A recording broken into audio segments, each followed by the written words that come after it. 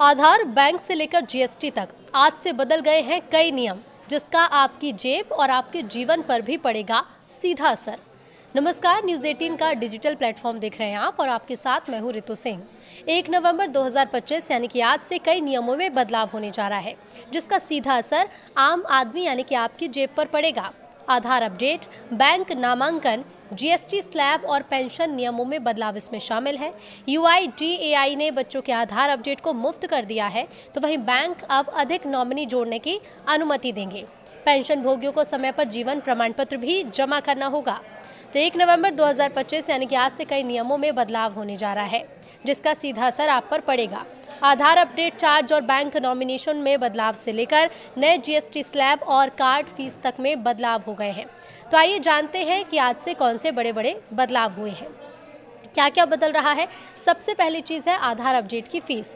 Unique identification authority of India ने बच्चों के आधार कार्ड के बायोमेट्रिक अपडेट पर लगने वाली 125 रुपये की फीस माफ़ कर दी है। यानी कि अब 1 साल तक बच्चों का आधार अपडेट बिल्कुल मुफ्त में कराया जा सकेगा।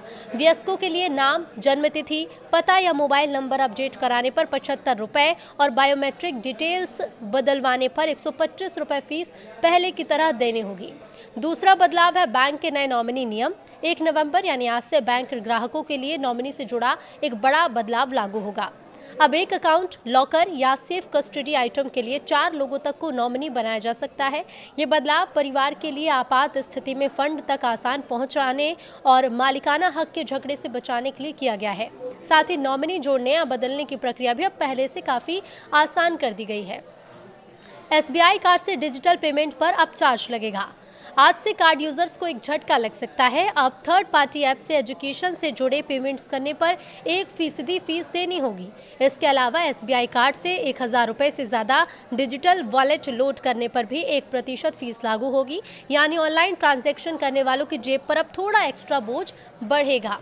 पेंशनर्स के लिए एक ज़रूरी अलर्ट है। सभी रिटायर्ड केंद्रीय और राज्य सरकार के कर्मचारियों को 30 नवंबर तक अपना वार्षिक लाइफ सर्टिफिकेट जमा करना अनिवार्य है। ये काम बैंक ब्रांच में जाकर या जीवन प्रमाण पोर्टल के माध्यम से ऑनलाइन किया जा सकता है। यदि समय पर प्रमाण पत्र जमा नहीं किया गया तो पेंशन भुगतान देरी से या फिर बंद हो सकता है। एलपीजी सिलेंडर के दाम में बदलाव संभव है। हर महीने की पहली तारीख को तेल कंपनियां एलपीजी सिलेंडर की नई कीमतें जारी करती हैं। अब ऐसे में आज से घरेलू और कमर्शियल सिलेंडर की नई दरें भी घोषित हो रही हैं। देखना होगा कि त्योहारों के सीजन में आम जनता को राहत मिलेगी या फिर उनकी रसोई थोड़ी महंगी हो जाएगी। नए जीएसटी स्लैब लागू होंगे। 1 नवंबर से सरकार नए 2 स्लैब जीएसटी सिस्टम की शुरुआत करने जा रही है। पुराने 5%, 12%, 18% और 28% वाले 4 स्लैब को खत्म कर दिया जा रहा है। अब कुछ खास वस्तुओं पर ही स्पेशल रेट लागू होगा, जबकि लग्जरी और सिन गुड्स पर 40% टैक्स देना होगा। सरकार का उद्देश्य टैक्स स्ट्रक्चर को सरल और पारदर्शी बनाना है। एनपीएस से यूपीएस में जाने की आखिरी तारीख।